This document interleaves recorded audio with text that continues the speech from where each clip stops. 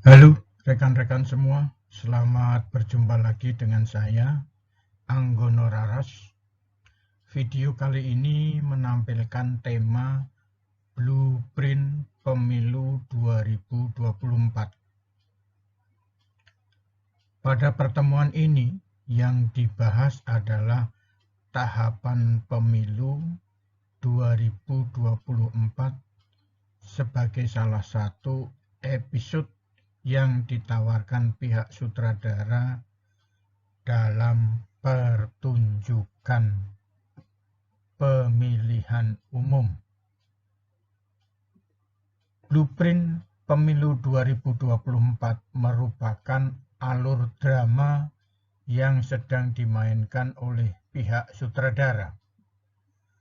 Blueprint Pemilu 2024 terdiri dari dua buah panggung, di mana panggung yang dapat dinikmati oleh penonton, di mana penontonnya itu adalah rakyat, dan pemainnya adalah para peserta calon DPRD, calon anggota DPR, calon presiden dan wakil presiden. Begitu pula dengan calon anggota DPD.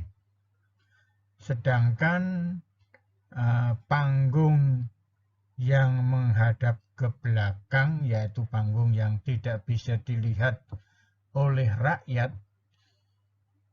itu ditempati oleh sutradara dan anak buahnya, di mana sutradara memberikan komando kepada pembantu-pembantunya.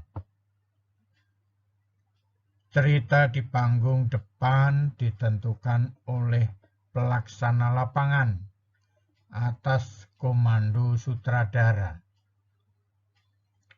Alur cerita di panggung depan mengikuti cerita yang sudah dipilih sutradara. Petugas di bagian belakang panggung menyiapkan segala perangkat, baik fasilitas, SDM, dan peraturannya atau SOP. Segala yang terjadi di atas panggung sudah diatur oleh sutradara. Mereka tinggal melaksanakan. Namun bila cerita berakhir tidak sesuai dengan yang diharapkan, maka alur cerita diganti dengan rencana lain yang sudah disiapkan. Selamat menyaksikan. Blueprint Pemilu 2024 merupakan panggung dua sisi. Panggung yang dapat ditonton oleh rakyat dan panggung yang tidak dapat ditonton oleh rakyat. Siapakah pemain yang akan ditonton rakyat tersebut?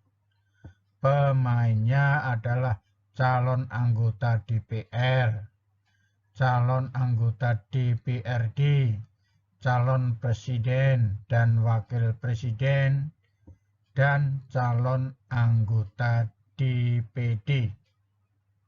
Siapa saja yang memainkan Pemilu 2024? Tentunya sutradara dan teman-temannya. Cerita apa yang akan disajikan pada panggung yang dapat dilihat rakyat? Tentunya cerita tentang bagaimana memenangkan calon presiden dan wapres yang didukung oleh sutradara. Siapa yang akan mengatur jalannya cerita agar capres dan cawapres dukungan sutradara menang? Pastinya sang sutradara. Apakah ada peran KPU untuk memenangkan capres dan cawapres dukungan sutradara? Ya enggak lah. Jadi kalau KPU ini kan kita semua sudah tahu, mereka merupakan lembaga independen. Karena di samping KPU kan ada Bawaslu. Itu teori. Prakteknya personel KPU sangat dekat dan menurut sama sutradara.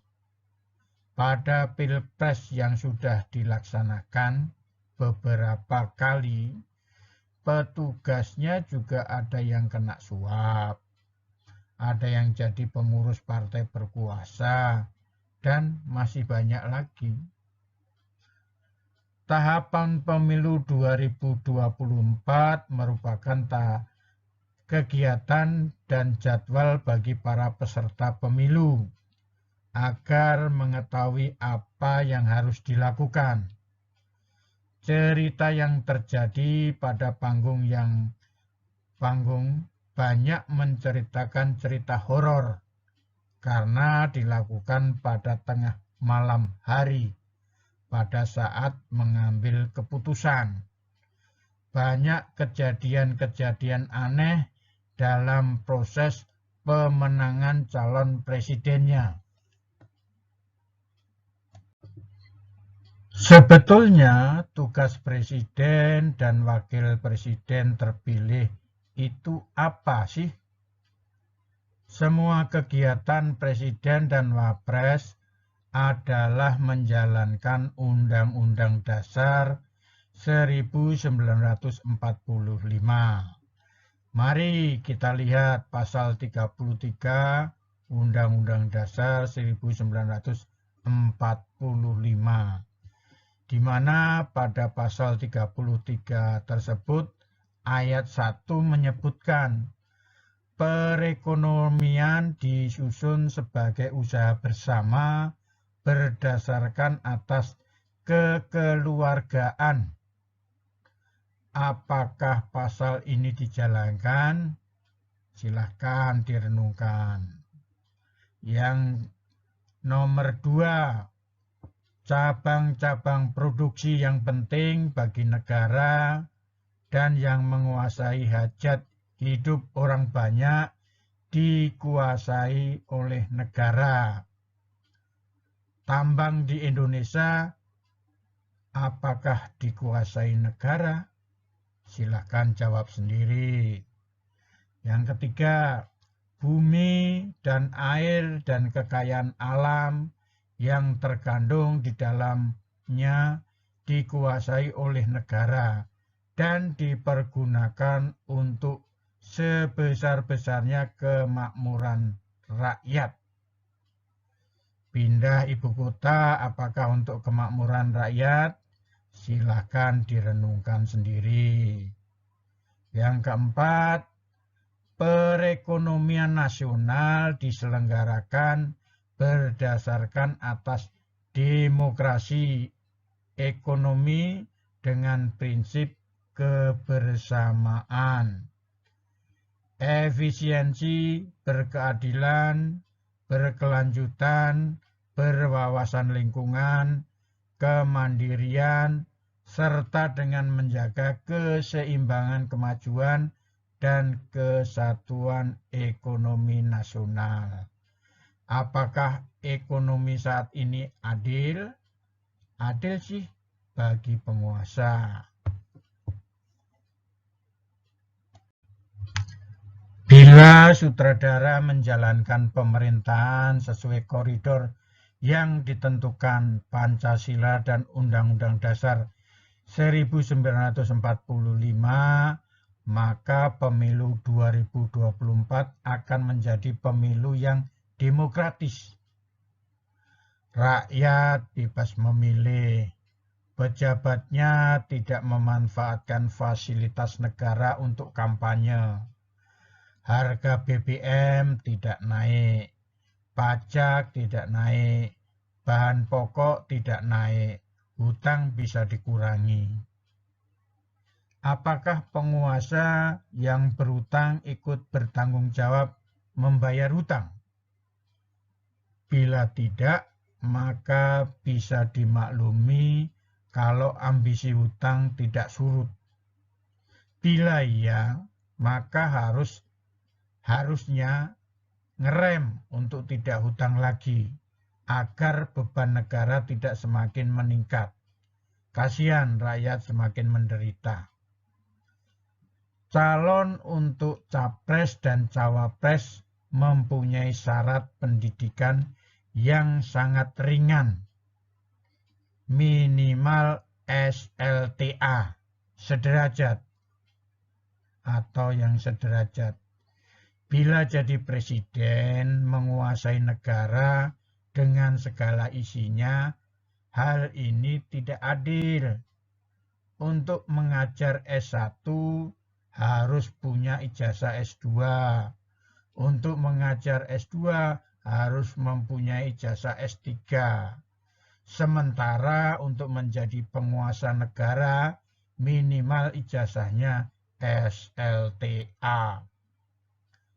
Ada di suatu kantor BUMN untuk menjadi pejabat paling rendah harus punya ijazah S1. Kalau kuliah di swasta harus perguruan tinggi dengan akreditasi A. Itulah Indonesia. Semoga informasi ini bermanfaat. Jangan lupa subscribe dan share. Terima kasih.